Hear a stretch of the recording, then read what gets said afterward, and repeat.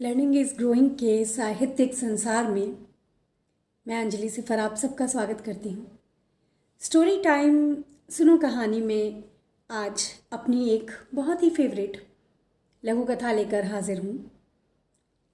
शादी के बाद जब पहली बार बेटी घर आती है तो माँ के मन में अनगिनत प्रश्न होते हैं। उसी समय का थोड़ा सा चित्रण करने की कोशिश की है। लघु कथा का शीर्षक है कांजीवरम का वरक। शादी के बाद सौम्या पहली बार घर आ रही थी। इंदिरा के हाथों से ज्यादा तेज उसके विचार चल रहे थे। वो ठीक तो होगी? ससुराल में सबका व्यवहार उसके साथ कैसा होगा? सबका दिल जीत भी पाई या नहीं?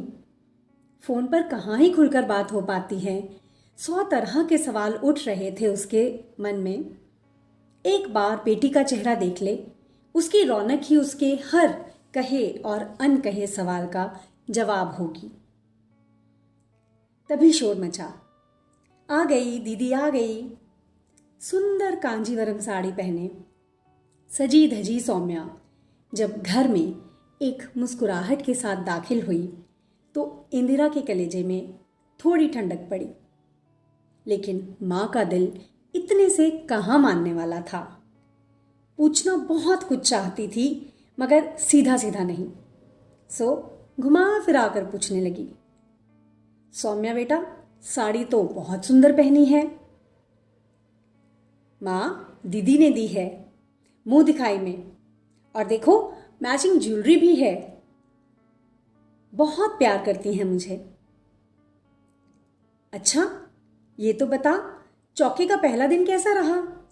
कितनी बार तुझसे कहा था कि कुछ सीख ले, लेकिन तुझे पढ़ाई लिखाई से फुर्सत मिले तब तो। क्या बनाया होगा? किसी ने कुछ कहा तो नहीं तुम्हें?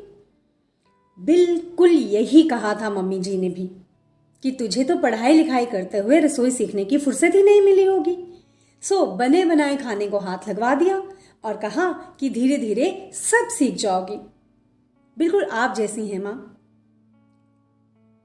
अच्छा, दामाद जी रुकेंगे ना आज? हाँ माँ, मैंने इन्हें मना लिया है रुकने को। पापा जी ने भी खूब डांटा इन्हें। पहले अपने दोस्त के यहाँ रुकने वाले थे मगर अब ये हमारे यहाँ ही रुकेंगे। मेरा बहुत मान करते हैं। सौम्या भी माँ के खेल को समझ रही थी। माँ जो सुनना चाहती थी सौम्या भी उन्हें वही सब सुना रही थी। लेकिन हाँ, कुछ सच पूरे थे तो कुछ अधूरे, जो उसने फिलहाल तो कांजीवरम के वरक में लपेटकर माँ के सामने परोस दिए थे। पर उसे पूरा विश्वास था कि थोड़े ही समय में उस आधे अधूरे सच को भी वो अपने प्यार से और संयम से पूरे सच में बदल देगी। इंदिरा के चेहरे पर भी वही शांति भरी मुस्कान थी जो सौम्या को पहली बार गोद में लेने पर आई थी, और यही मुस्कान सौम्या का संबल बनने वाली थी। उम्मीद करती हूँ आपको ये मीठी सी छोटी सी कहानी पसंद आई होगी। बहुत शुक्रिया।